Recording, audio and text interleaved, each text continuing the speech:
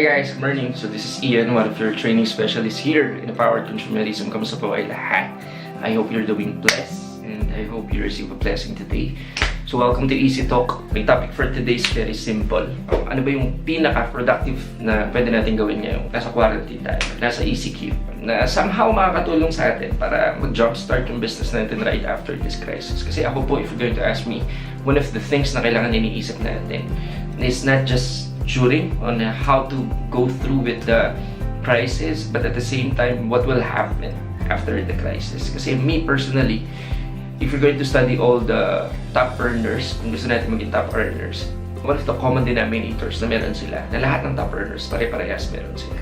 So me personally, based on understanding or based on observation, one of the characteristic na meron ang lahat ng mga top earners is future-oriented skill. Kasi future-oriented is they're imagining what will happen in the future, they're making decision in the present.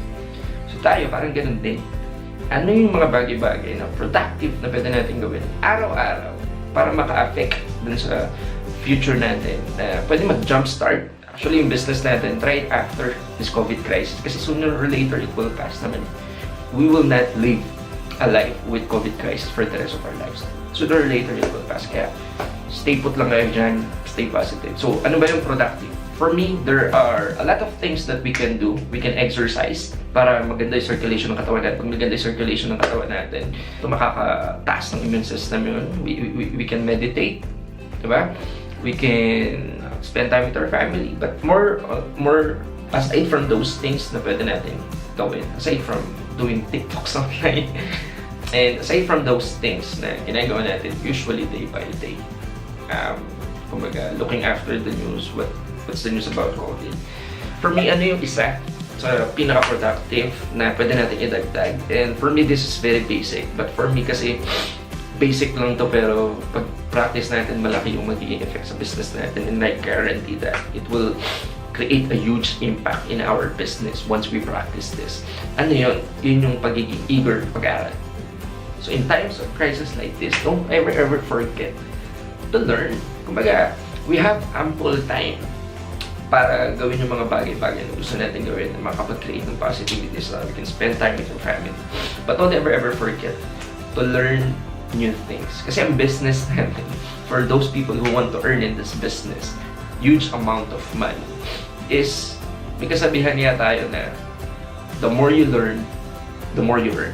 I know this is very basic. I know this is very continuous nyo na ito na naririnig.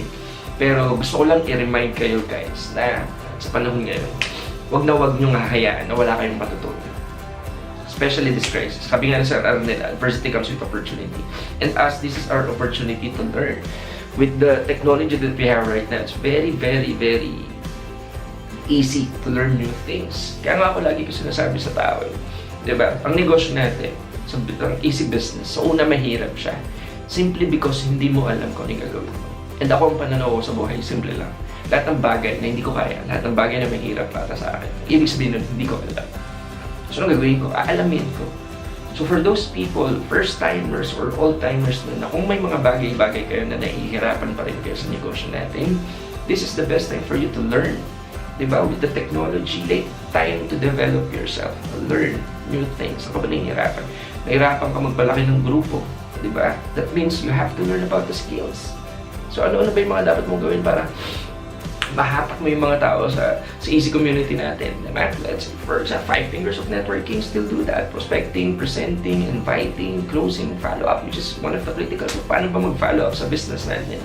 Kasi if we're going to think about it, because of the empowered consumerism campaign that we have, it's very easy for us to get people to see the business. But how are we going to follow up them to be in the business, to be part of the community? And that's very critical. So what do you need to do right now? Open your laptop, open your cell phone, search on it on the internet. So learn, you're going to develop yourself. If you're having a hard time keeping your people in the business, you can learn it online. Diba? How to keep my people in my networking business. There's a lot of things that you can learn right now. But you're just going to take time to open your laptop, to open your cell phone. May bago ang word ngayon na tinatawag sa internet. Ang tawag nila is assiduity. Put your ass on the chair and learn something.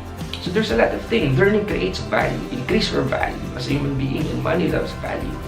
if you have a lot of knowledge, diba? Madami kang tao na matutulungan pag madami kang ano. So, take time for this opportunity for us to learn. Dami nating oras para matuto. Okay?